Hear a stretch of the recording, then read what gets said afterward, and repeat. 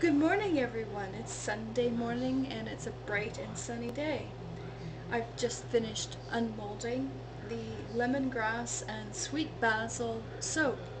It's quite a large lot of soap here, 14 pounds. It'll make about 14 bars.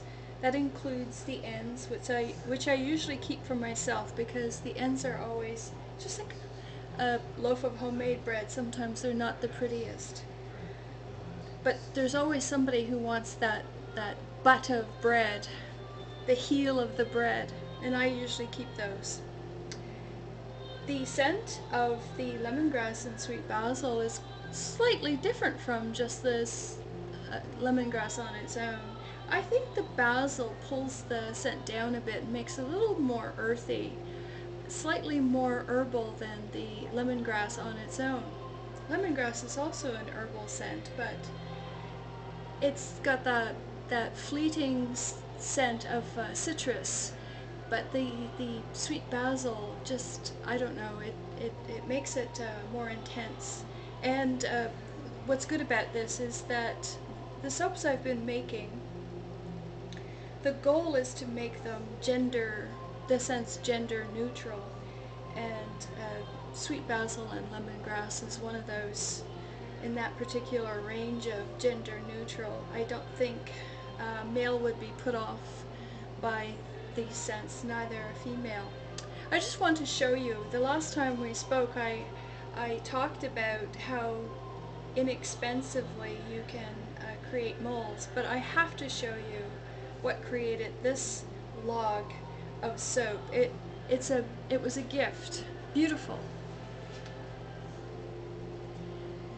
I hope you can all see this box. This box was made by the Sanguine family in Port Credit. They learned that I was sending away to the US for a log box mold, and their son created this for me, and it's just gorgeous. And I don't know if you can see the inside, but you can tell I've used it quite a bit. Now this box makes the log that I showed you earlier between 12 and 14 bars of soap at 1 inch each, or whatever configuration of soap you want.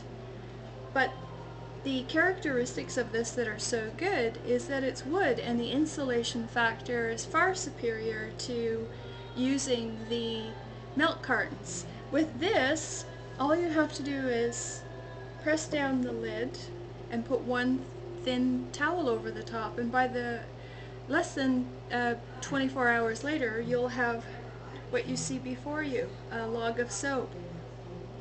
And if you want some of these, let me know.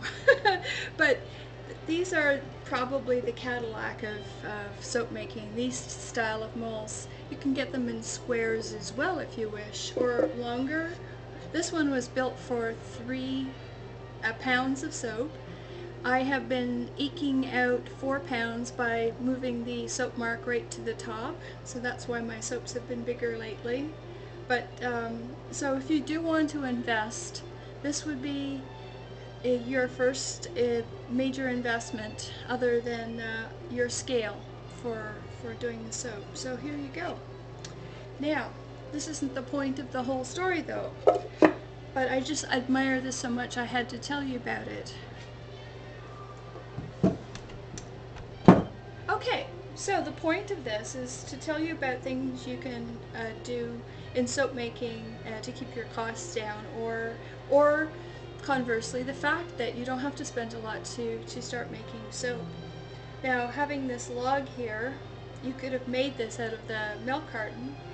All you'd need is a knife, a good knife, and perhaps a ruler or your own eye, and you could just start slicing the soap. You don't need anything other than a knife or a wire to cut the soap, and you can cut it either evenly or in big chunks. A lot of people nowadays, after the advent of the Lush stores in Canada, have been happy to have their soap in randomly sized chunks. But what I like is I bought, for a few dollars, I went to the hardware store and I purchased a miter box. And the miter box has all the different angles. What I wanted, of course, was the 90-degree angle, and I've talked about this one before. I marked an inch off here, and I used this as a guide. The soap actually fits beautifully right in the center of this, and I just use a very sharp knife, making sure that the knife fits through the grooves, and I cut away. And that's how I get my 1-inch soaps. And that's how I know that you can get about 12 to 14 1-inch bars out of this log.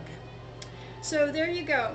You don't need anything. You can cut them on your own without anything, or you can measure with a couple of rulers on either side, or you can put lines on the top, or you can buy a cheap miter box. And of course, there is a progression. Online you can buy all kinds of cutting boxes. They look very similar to the mold I just sent you, but they have slots in it for putting the knife and cutting off intervals of soap. But that's my Sunday morning conversation about cutting soap and what you don't need to do it. I want you to have a great day, and I'll talk to you soon.